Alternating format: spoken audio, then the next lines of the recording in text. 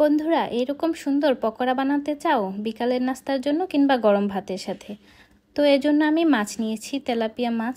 যারা তেলাপিয়া মাছটা খেতে পছন্দ করো না তারা কিন্তু এভাবে খেয়ে দেখতে পারো, খুবই সুস্বাদু হয়। সাথে লাগবে মুগ ডাল, আমি মুগ ডাল নিয়েছি।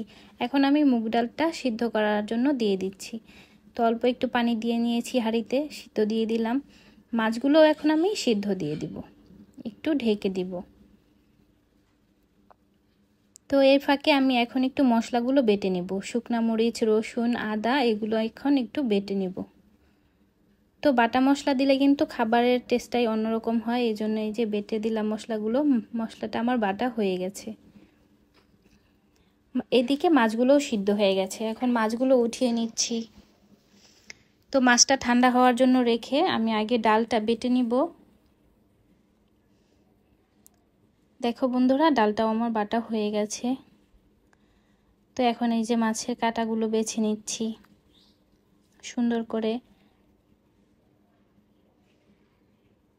তো মাছটাও সুন্দর করে বাছা হয়ে গেছে। এখন বাটা মশলাটা এটা দিয়ে দিচ্ছি। তারপরে পেঁয়াজ আর কাঁচামরিচ কেটে রেখেছিলাম, তো এটা একটু লবণ দিয়ে ডলে তারপরে দিয়ে দিলাম। এখন হলুদের গুঁড়া দিব। মরিচটা যেহেতু বাটা দিয়েছি এজন্য আর মরিচের গুঁড়া দিইনি, লবণ। এটা হচ্ছে ভাজা জিরার গুঁড়ো, ভাজা জিরার গুঁড়োটা দিয়ে দিচ্ছি।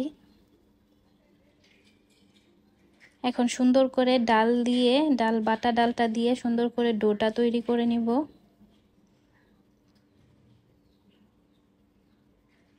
তো আমার ডোটা তৈরি হয়ে গেছে। তারপর এখন কড়াইয়ে তেল দিয়ে দিচ্ছি, আর এই যে এরকম গোল গোল শেপ করে নিয়েছি।